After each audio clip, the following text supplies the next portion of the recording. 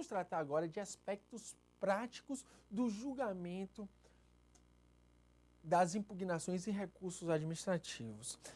A competência para julgá-lo, as formas de dispensa e como se dá esse julgamento na primeira e na segunda instância e as hipóteses em que há a dispensa recursal no processo administrativo fiscal.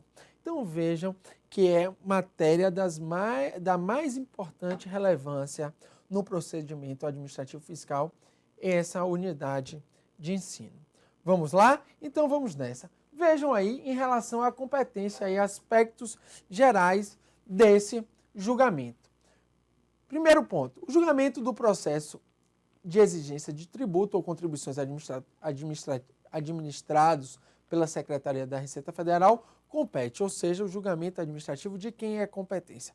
Veja, na primeira instância. Na primeira instância, as delegacias da Receita Federal de Julgamento, órgãos de deliberação interna e natureza colegiada da Secretaria da Receita Federal.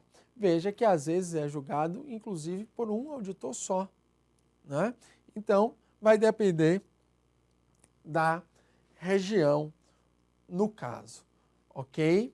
Na segunda instância, né, veja que aqui é importante, né, em relação a essa primeira instância, aos delegados, tem essa especificação, aos delegados da Receita Federal, titulares das delegacias especializadas nas atividades concernentes a julgamento dos processos quanto a tributos e contribuições administrados pela Receita Federal, as autoridades mencionadas na legislação de cada um dos demais tributos, porque às vezes a legislação específica de cada tributo também regula o julgamento ou na falta dessa indicação de chefes da projeção regional ou local da entidade que administra o tributo, conforme por ela estabelecido, né, nessa legislação.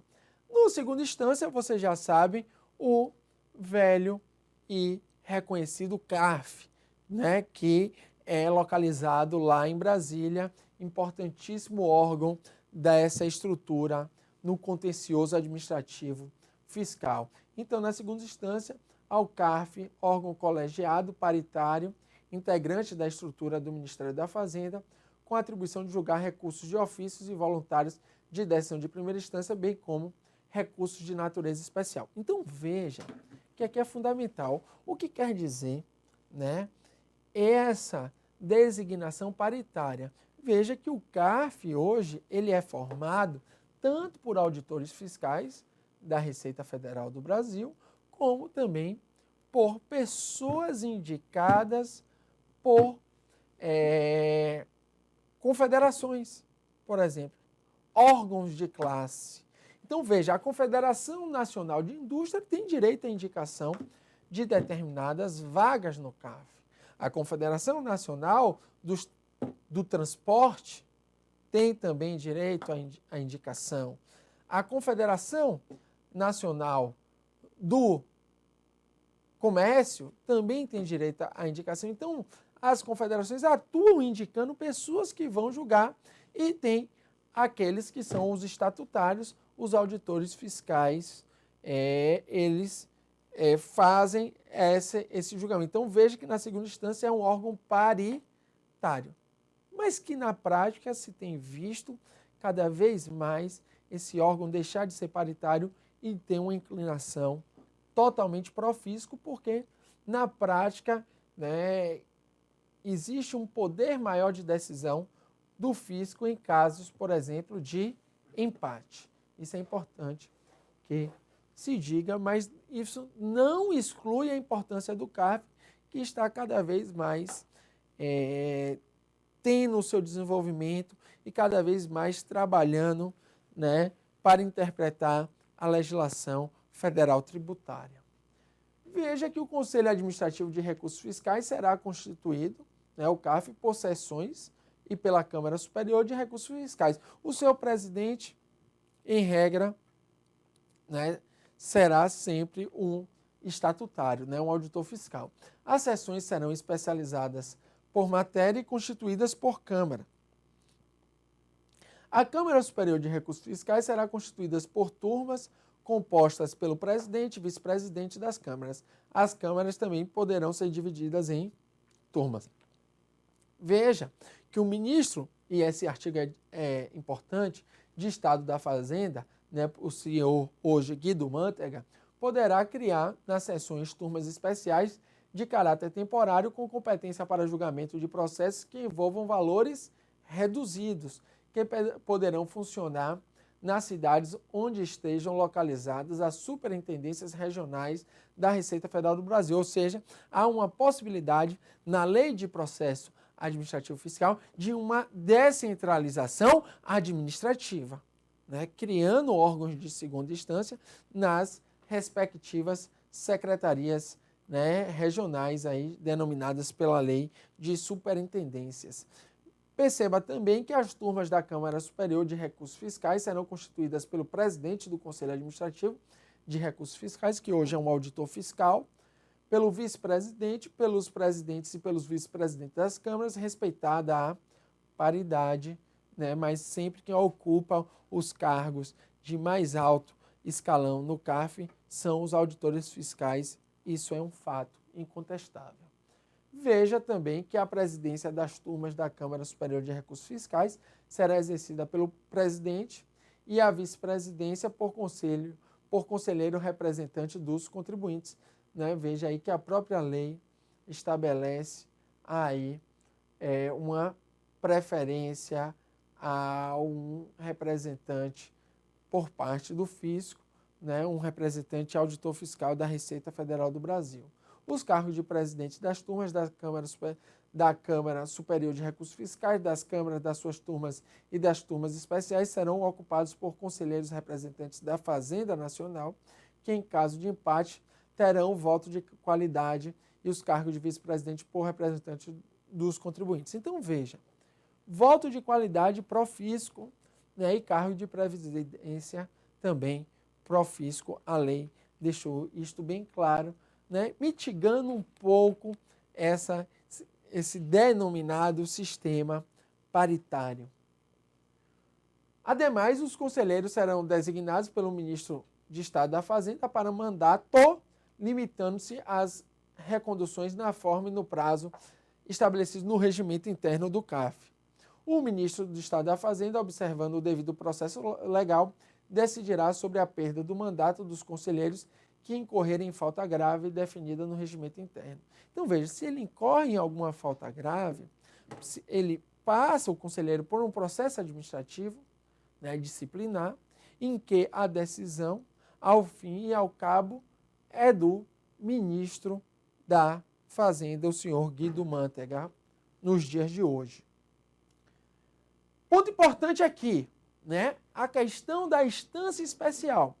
Já se discutiu a constitucionalidade dessa instância especial, ou seja, um recurso após decisão do CARF ao ministro da Fazenda. Como no âmbito dos conselhos estaduais, né, dos conselhos de contribuintes estaduais e no âmbito dos conselhos de contribuintes municipais, o recurso do conselho ao secretário da Fazenda.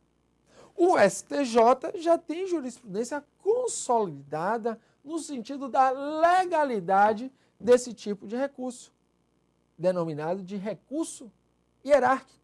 Então, é possível, sim, esse recurso tanto no âmbito municipal para um secretário municipal da Fazenda, como no âmbito estadual para um secretário estadual da Fazenda, como no âmbito federal ao ministro de Estado.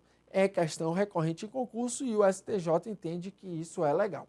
Então, veja o que cabe ao ministro da Fazenda: julgar recursos de decisões dos conselhos de contribuintes interpostos pelos procuradores, né, pelos procuradores da Fazenda Nacional, decidir sobre as propostas de aplicação de equidade apresentadas pelo Conselho de Contribuintes. Então, veja, as propostas de equidade, normalmente, elas dão no sentido da remissão tributária, que é o perdão da dívida tributária nos termos do artigo 172, inciso 4 do CTN. Então, percebam que há esse lado da equidade e também há o lado da equidade que a equidade, em hipótese nenhuma, ela, nos termos do artigo 97, né, ela em hipótese nenhuma, pode ser utilizada para infringir a legalidade tributária.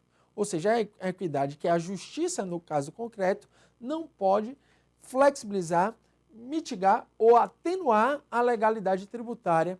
Isso é bom que se diga, já caiu em provas de concurso. Ademais, no âmbito do processo administrativo fiscal, fica proibido aos órgãos de julgamento, isso aqui é importante, vejam, afastar a aplicação ou deixar de se observar tratado, acordo internacional, lei ou decreto sob fundamento de inconstitucionalidade. Ou seja, a lei de processo administrativo fiscal, no âmbito federal, e, por exemplo, a lei de processo administrativo fiscal no âmbito do Distrito Federal também, onde eu atuo, ela veda a apreciação da constitucionalidade. Isto é, os conselheiros, né, estão limitados, né, no seu julgamento à legalidade estrita. Não há julgamento de constitucionalidade pelo Conselho. É o que a lei afirma. Agora, isto não se aplica aos casos de tratado, acordo internacional, lei ou ato normativo que já tenha sido declarado inconstitucional por decisão definitiva plenária do STF, que fundamenta o crédito tributário objeto de. Ou seja, não pode ser feita a apreciação da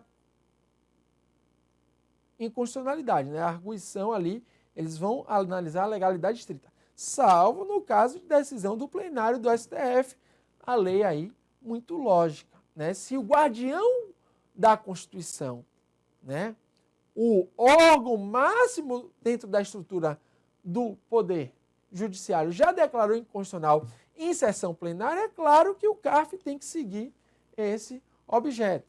Então, veja, isso, né, além disso, da declaração, esse crédito que fundamenta o crédito tributário também pode ser objeto de dispensa legal, de constituição ou de ato declaratório do Procurador-Geral da Fazenda Nacional, né? Ou seja, pode ocorrer uma portaria com uma limitação de valor tributário, né, que limita, ou seja, não vale a pena a utilização do Estado para a cobrança de um crédito de valor reduzido, isso tem que estar no ato declaratório, que normalmente é uma portaria, uma súmula da Advocacia Geral da União ou pareceres do Advogado-Geral da União aprovados pelo Presidente da República. Então, esse dispositivo cai demais. Repetindo, pode, né, ser caso de dispensa legal, né, aí, de Constituição ou de ato declaratório do Procurador-Geral da Fazenda Nacional, né, PGFN, súmula da AGU e pareceres da AGU aprovados pelo Presidente da República. Então, vejam, para concluir essa unidade de ensino, que não pode haver apreciação de inconstitucionalidade, salvo se já foi apreciada, né, pelo plenário do Supremo Tribunal Federal. Veja, não é turma, é plenário. Ou também, em caso de dispensa de Constituição ou ato declaratório do Procurador-Geral da Fazenda Nacional, súmula da AGU ou pareceres da AGU devidamente aprovados. Ok? Então, nesses casos, é possível, sim, a análise. Ok? Um forte abraço.